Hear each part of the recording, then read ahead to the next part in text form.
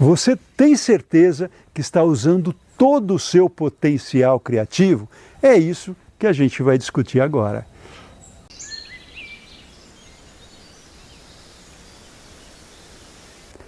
Você usa todo o seu potencial criativo? Como é que faz isso?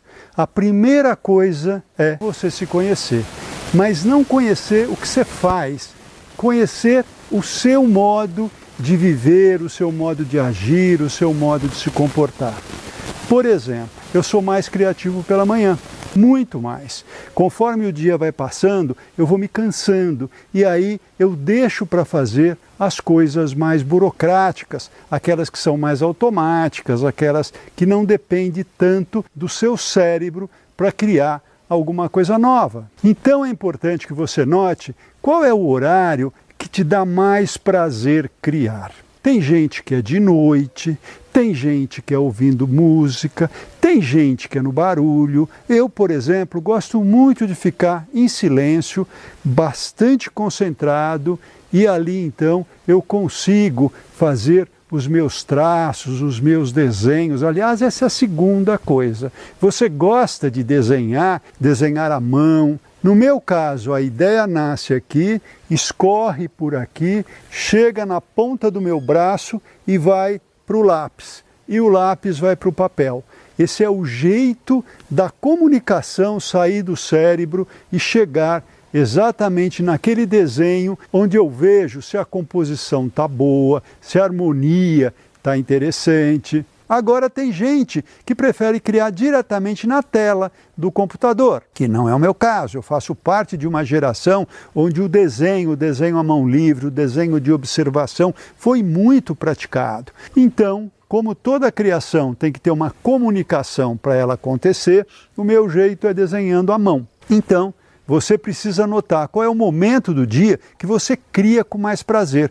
Por quê? Porque esse prazer no ato da criação, eu acredito que passa para o cliente. Se você está fazendo uma coisa de forma entusiasmada, gostosa, isso vai passar. Agora, se você está fazendo de uma forma irritada, nervosa, que tem que entregar amanhã e não deu tempo de fazer, toda essa agonia também vai passar para o desenho. Então, por isso é fundamental a gente se respeitar, a gente reservar os momentos que nós somos mais criativos e glosar isso na agenda, para que você possa desenvolver essa atividade de uma forma calma, de uma forma tranquila, dando tempo ao tempo. Outra coisa, você gosta de começar a criar depois que você já tem tudo na cabeça? O que é tudo? Tudo é você ter entendido o terreno, você ter ido até lá o local, ou então analisado isso no Google. Muitas vezes o Google te dá uma visão de cima muito importante, analisar o entorno, ver as visuais interessantes a serem preservadas, ver as visuais desinteressantes a serem bloqueadas. Você lembra da regra de ouro número 1? Tape o feio e mostre o bonito. Aí seu projeto vai ficar lindo. É simples. Agora, é importante você saber aquilo que é feio, aquilo que é bonito, como você vai tapar esse feio e de que forma você vai realçar esse bonito. É enquadrando a paisagem, é passando entre, é usando esse bonito como ponto focal. Veja que eu estou falando de ferramentas. Você usa as ferramentas na hora de projetar? Se você não usa, veja aqui no nosso canal a playlist que você vai encontrar lá os vídeos que são ferramentas, que são réguas de medir para você ver se o projeto já está bom ou ainda falta mais trabalho. São elementos que te dão inspirações, ou seja, conceitos para te ajudar a melhorar a sua performance perante o projeto. Você gosta de conversar com o cliente depois de imaginar uma série de coisas para você ter argumentos, ou simplesmente você vai vazio nessa conversa? Porque se você for lá de alma lavada, sem ter entendido nada, pelo menos o terreno, ou pelo menos a arquitetura, ou pelo menos alguma coisa que você usou para fazer a sua proposta comercial, realmente você vai perder uma grande oportunidade. Você vai desperdiçar todo esse primeiro encontro, onde ao invés de você absorver diretamente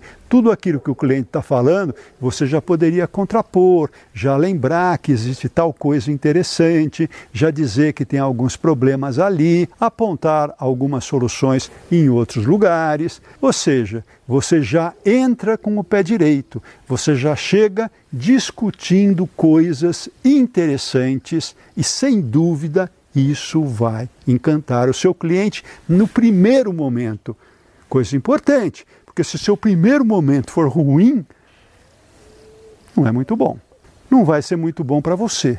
Quando você projeta, você gosta de estar de cima, olhando todo, se for um papel na prancheta, ou então olhando para a tela do computador, como se fosse um drone, ou você gosta de caminhar pelo projeto sentindo ali, passo a passo, o que você encontra, as surpresas. Qual é o melhor jeito de projetar?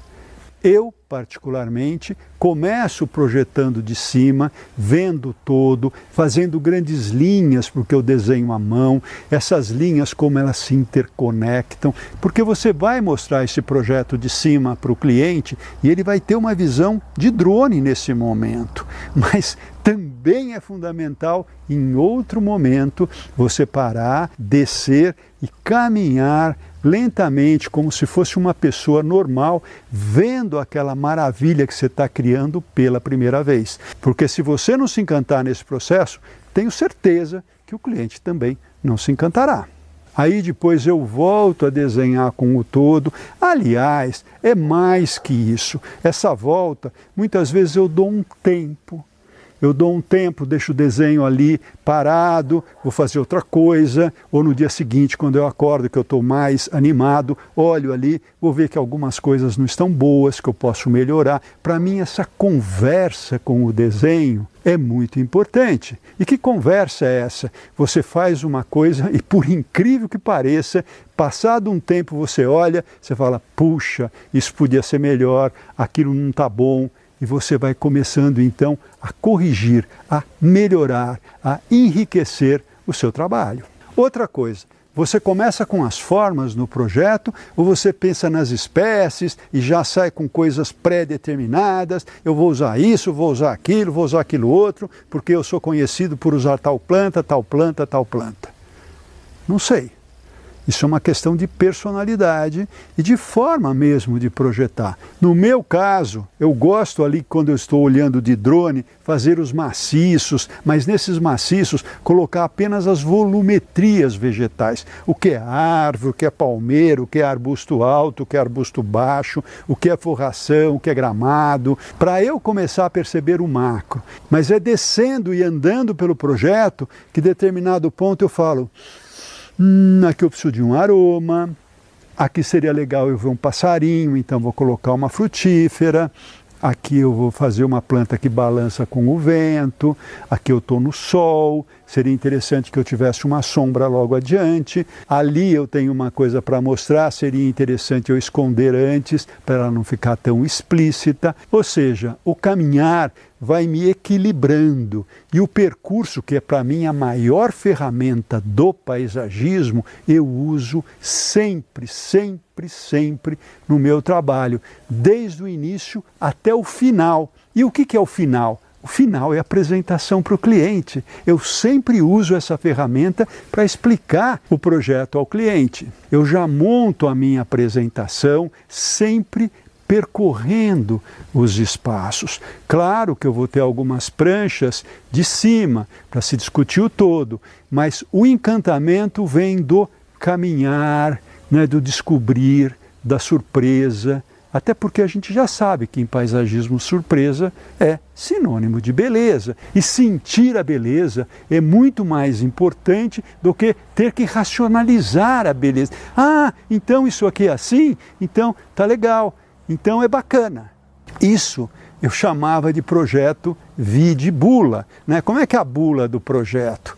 Por exemplo, estando em Paris uma vez, eu fui ver a biblioteca, que é todo um grande deck de madeira, bastante árido. E aqui o arquiteto Dominique Perrault coloca nos 4 cantos desse enorme platô esses edifícios em forma de livros e enterra literalmente todas as funções da biblioteca. Inclusive, planta-se um bosque que você tem acesso descendo as escadas rolantes.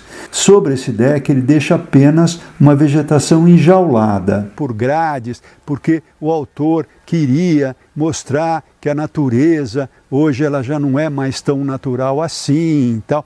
Mas a hora que eu vi aquilo, falei, uau, não estou entendendo muito bem. Aí quando eu fui ver a plaquinha, estava escrito todo esse conceito. Eu falei, ah, que legal, então é isso. Mas aquilo não me chamou uma atenção como sendo algo bonito. Pelo contrário, é algo que incomodava. Por outro lado, quando eu estive lá em São Francisco visitando a Levi's Plaza, feita pelo Lawrence Halprin, que é um projeto emocionante, muito bonito, tem uma água, tem toda uma vegetação. E aí eu fui ler a placa, que é um presente que a Calça Leves dá à cidade, em homenagem aos garimpeiros, aquele pessoal que foi em busca do ouro no oeste americano, e essa calça já era muito utilizada por eles. Então veja que interessante, além de ser um projeto bonito, o seu corpo aparecer ali, ele tinha uma alma que contava uma história importante para aquela população. Então, a relação do corpo físico, que você enxerga, que você se emociona, mas também quando você lê, você vê uma coisa a mais, você enxerga também uma alma. Isso é encantador.